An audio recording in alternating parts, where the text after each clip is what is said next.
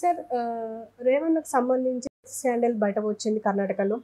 దీనికి సంబంధించి already రేవణ్ణని suspend కూడా చేశారు పార్టీ అధికారులు.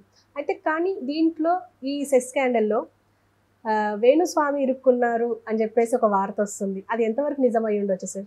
ఇదొక ఇంట్రెస్టింగ్ యాంగిల్. అంటే మనకి మామూలుగా రేవಣ್ణ, ప్రజ్వల్ రేవಣ್ణ వాళ్ళిద్దరూ కేసులో ఇరుక్కున్నారు. రేవಣ್ణ అంటే దేవేగౌడ వాళ్ళ పెద్ద కొడుకు.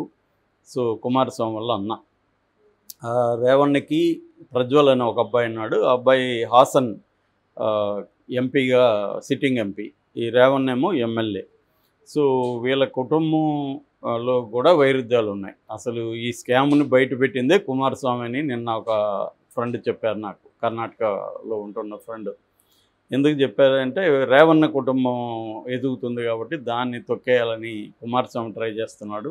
అందుకని కుమారస్వామి లీక్ బయటికి తీసుకొచ్చాడు.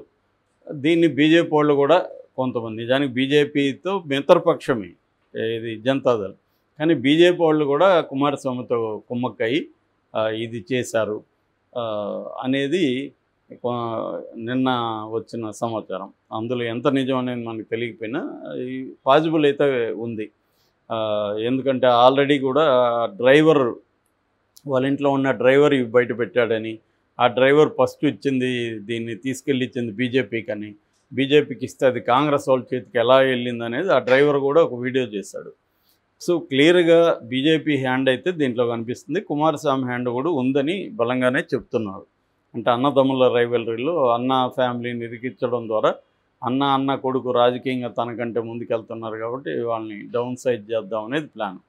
సో ఈ మొత్తంలో అది మొత్తం దేశం అంతా అట్టుడికిపోయింది. ఎందుకంటే బీజేపీ మిత్రపక్షాల అంటే కూటమి ఇండియా కూటమి మీద తీవ్రంగా విరుచుపడుతుంటారు. మోడీ కానీ ఇటు. రెండోది, మోడీ మాట్లాడితే తాను ఎంత గొప్పవాడు, తాను ఎంత క్లీను, ప్రతిపక్షాలు ఎంత మురికి డట్టి, ఇవన్నీ మాట్లాడుతుంటాడు. ఇప్పుడేమో ఒక రేపిస్టు, ఒక లైంగిక వేధింపులకు గురైన రేవణ్ణ ఫ్యామిలీని మోడీ కాపాడుతున్నాడు అనేది తీవ్ర విమర్శలకు దారితీసింది. బట్ అక్కడ కాంగ్రెస్ ప్రభుత్వం ఉండడం వల్ల దీని మీద సిట్ చేశారు. ఆ సిట్టు నిన్న ఈ ఎమ్మెల్యే రేవణ్ణని అరెస్ట్ చేశారు. దేవేగౌడ ఇంట్లో ఉంటే భార్య భవానీ కూడా ఉంది, ఆమె మీద కూడా కేసులు ఉన్నాయి. బట్ రేవణ్ణని అయితే నిన్న అరెస్ట్ చేశారు. ఆయన ముందస్తు బెయిల్కి ట్రై చేశాడు కానీ కోర్టు కొట్టేసింది. కాబట్టి ఆయన జైలుకి పోవడం అయితే ఆల్రెడీ ఖాయం. ఇక కొడుకు మీద కూడా లుకౌట్ నోటీసులు ఇష్యూ చేశారు.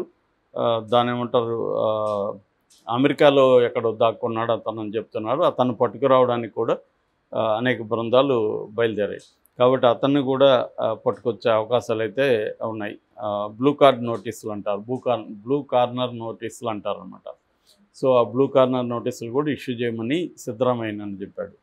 సో సీరియస్గా అయితే వాళ్ళు తీసుకున్నారు. ఇక దీంట్లో ఏంటంటే బేసిక్గా వాళ్ళ ఇంట్లో 3 ఏళ్లకు ముందు 5 ఏళ్ల పాటు పనిచేసిన ఒక పని మనిషి వాళ్ళ కూతుర్ని ఈ తండ్రి కొడుకులు వేధించారు.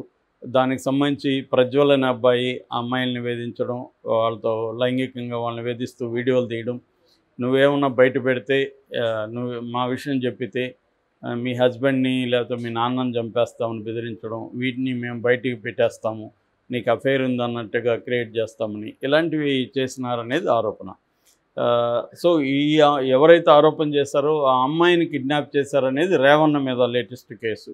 ఆ అమ్మాయిని కూడా ఎక్కడో వాళ్ళ బంధువులు ఎక్కడో అరెస్ట్ చేసి పెట్టుకుంటే రిలీజ్ చేయించారన్నమాట పోలీసులు. సో ఇది అదేదంటారు, చెనుకుగా గాలివానగా మారిపోయిందని. అలాగా మెల్లగా స్టార్ట్ అయ్యి అది పెద్ద తుఫాను, ఒక సునామీలాగా మారిపోయింది ఇప్పుడు.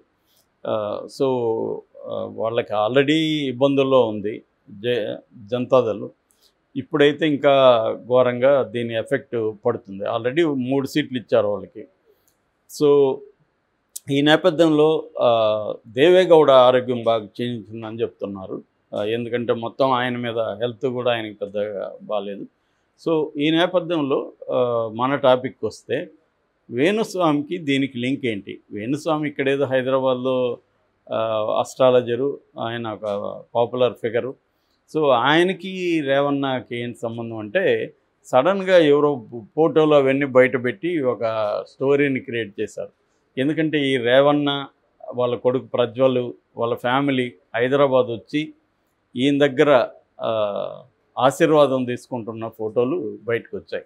ఇవన్నీ తవ్వారు. తవ్వితే ఈ వేణుస్వామి వాళ్ళ కోసం అనేక యాగాలు చేశాడు. రాజశ్యామల యాగము, బగలాముఖి యోగము, తారా యాగము, చిన్నమస్తు, వామాచార ఇట్లాంటి యాగాలు చేశాడంట. మామూలుగా దేవేగౌడ కుటుంబానికి విపరీతమైన మూఢనమ్మకాలు ఫ్యామిలీ వాళ్ళది. భక్తి మూఢనమ్మకాలు ఎక్కువ. నేను 10 ఏళ్లకు ముందు ఎంఎస్ రామయ్య అనే ఒక బెంగళూరు బేస్డ్ ఇండస్ట్రియలిస్ట్ చనిపోయారు. ఆయన పేరుతో రోడ్డు కూడా ఉంటుంది అక్కడ, ఎంఎస్ రామయ్య రోడ్డు అని, కాలేజెస్ ఉంటాయి. ఆయన మీద నేను డాక్యుమెంటరీ తీశాను. ఆ టైంలో దేవేగౌడ్ని నేను వెళ్ళి ఇంటర్వ్యూ కూడా చేశాను, వీడియో ఇంటర్వ్యూ చేశాను. ఆ చేసినప్పుడు అప్పుడు కూడా నేను చూశాను అక్కడ ఆయనకున్న భక్తి. గుళ్ళు ఎవరికో చెప్తున్నాడు ఫోన్లో, దేవుడి దగ్గరికి వెళ్ళాలి, నేను చాలా కాలం అయింది, నాకు ఇప్పుడు నా పోరాట ನನ್ನ ಹೋರಾಟಕ್ಕೆ దైవ కృప ಬೇಕು అంటున్నాడు. నా పోరాటానికి దేవుడి కృప కావాలి అని నేను అనుకున్న. 8 years వచ్చాయి, ఈయన ఇంకా నా పోరాటానికి దైవ కృప అంటున్నాడు, బాగున్నాడే అనుకున్నాను నేను. సో అంతగా ఆయన దేవుడి భక్తి, వాళ్ళకి ఆ మూఢనమ్మకాలు ఎక్కువ ఆ ఫ్యామిలీకి. సో అలాగా వీళ్ళందరూ కలిసి ఈయన దగ్గరికి వచ్చి ఆశీర్వాదం తీసుకున్నారు. ఇక్కడ ట్విస్ట్ ఏమంటే, ఈయన పెద్ద జ్యోతిష్యుడు, నేను పుడింగి, నేను ఎవరికైనా చెప్పేస్తాను, ఎవరు విడాకులు తీసుకుంటారో చెప్తాను, ఎవరు చచ్చిపోతారో చెప్తాను, ఎవరు సీఎం అవుతారో, ఎవరు దిగిపోతారో చెప్తాను అనేవాడు ఇది ఎందుకు చెప్పలేదు రేవన్న ఫ్యామిలీకి? నువ్వు ఒక స్కాండల్ ఇరుక్కుంటావురా బాబు అని చెప్పుండాలి కదా నీకు అంత ఇది ఉంటే. సో దీన్ని బట్టి ఏంటి, వీడికి ఏమీ తెలియదు, ఏదో చీకట్లో బాణాలు వేస్తుంటాడు, అది ఎక్కడో ఒక చోట గుచ్చుకుంటుంది.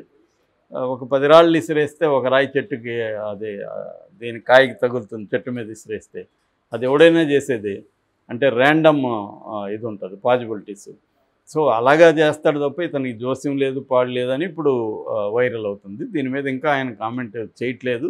ఏదేమైనా ఈ స్కాండల్లో నుంచి ఆయన పరువు పోయిందని చెప్పుకోవచ్చు. ఆల్రెడీ జ్యోతిష్యులు ఏంటంటే వాళ్ళు పరువుల గురించి ఆలోచించారు, మళ్ళీ చేస్తూనే ఉంటారు. ఈయన మీద ఆల్రెడీ చాలా అట్లాంటివి జరిగాయి. ఫర్ ఎగ్జాంపుల్ మన ప్రభాస్ ఇంకా లైఫ్ క్లోజ్ అని చెప్పాడు, సలార్ పెద్ద హిట్ అయింది కాబట్టి అట్లాగే కేసీఆర్ గెలుస్తాడు మళ్ళీ అన్నాడు, కేసీఆర్ గెలవలేదు. ఇట్లాంటివి చాలా ఉన్నాయి. ఏంటంటే వాళ్ళు ఏంటంటే ప్రతి ఒక్కరూ పెళ్లి చేసుకున్న జంట అంతా విడిపోతారు అంటుంటారు. ఎవరో ఒక విడిపోగానే వేణుస్వామి చెప్పాడని, అది వేణుస్వామి అందరూ చెప్తాడు, అందరూ జరగట్లేదు కదా, జరిగింది మాత్రం పట్టుకుంటారు. మామూలుగానే జనం సైకాలజీ ఏంటంటే, నమ్మేవాళ్ళ సైకాలజీ ఎప్పుడు కూడా మనకి 10 విషయాల్లో జ్యోతిష్యం చెప్పాడనుకో, అంటే జాబు, ఆరోగ్యం, ట్రావెలు, ఇట్లాంటివో ఫ్యామిలీ అఫైర్స్, ఇలాగ 10 చెప్పాడనుకో, అందులో అది కూడా 10 కూడా వేగ్గా చెప్తారు వాళ్ళు. అంటే నీకు 6 నెలలు జాబ్ వస్తుంది అంటారు. 6 నెలలు ఏదో ఒక పనికిమాలిన జాబ్ రావచ్చు మనకి. సో 6 నెలల్లో నీకు ఇంట్లో మంచి వార్త వింటావు అంటారు. మంచి వార్త ఏంటి తెలీదు. ఎవరో 100 రూపాయలు ఒప్పిస్తే కూడా లేనప్పుడు మంచి వార్త అది. కాబట్టి ఏది మంచి, ఇట్లా వేగ్గా ఉంటాయి వాళ్ళ జ్యోతిష వ్యవహారాలంతా. సో ఏది చెప్పినా దానికి లింక్ ఆల్రెడీ ఆయన చెప్పాడు కదా అనేయడం అనమాట. సో ఇలాగ వేగ్గా చెప్పేసి వాళ్ళు పబ్బం గడుపుకుంటుంటారు. మామూలుగా ప్రిడిక్షన్ అనేది ఏంటంటే, మన లైఫ్లో ఎవరైనా కూడా కొంతవరకు ప్రిడిక్ట్ చేయగలం. మన ఎవరినైనా, ఇప్పుడు నాకు ఒక గురువు ఉండేవాడు చిన్నప్పుడు, అంటే నేను ఇంటర్మీడియట్లో ఉండేటప్పుడు. ఆయన బ్రాహ్మణ్, మరాఠీ బ్రాహ్మణ్. ఆయన సగం బట్టలు వేసుకోకుండా ఓన్లీ గాంధీలాగా పంచి కట్టుకొని ఉండేవాడు. ఆయన చూస్తే ఆయన గొప్ప బ్రాహ్మణ్ కదా అని అందరూ వచ్చి, సార్ నా చేయి చూసి చెప్తారంటే ఆయన చేయి చూసి చెప్పేవాడు. వాళ్ళు వెళ్ళిపోయినాక అడిగేవాళ్ళం, సార్ మీకు నిజంగా జ్యోతిష్యం వచ్చి, నాకేం రాదు, వాడి ముఖం వాడి బాడీ వ్యవహారాలు చూసి చెప్పేవాడిని, వాళ్ళకి ఏదో తగులుతుంది వెళ్ళేవాళ్ళు, నాకు అసలు జ్యోతిష్యం మీద ఇంట్రెస్ట్ లేదని ఆయన చెప్పేవాడు అప్పట్లో. అట్లా నమ్మేవాడు ఉంటే చెప్పేవాడు ఏదైనా చెప్పచ్చు. అలాగా ఇప్పుడు ఈయన ఇంత సెలబ్రిటీ అయింది దీని మీదే కదా, వేరే ఏం లేదు. సో ఇంత సెలబ్రిటీ అయితే నువ్వు నిజంగా జ్యోతిష్యం చెప్తే, ఈ రేవన్న వాళ్ళ పాపం వాళ్ళ ఫ్యామిలీకి ఎందుకు చెప్పలేదు నువ్వు అని ఇప్పుడు ఆడుకుంటున్నారు నెటిజన్స్.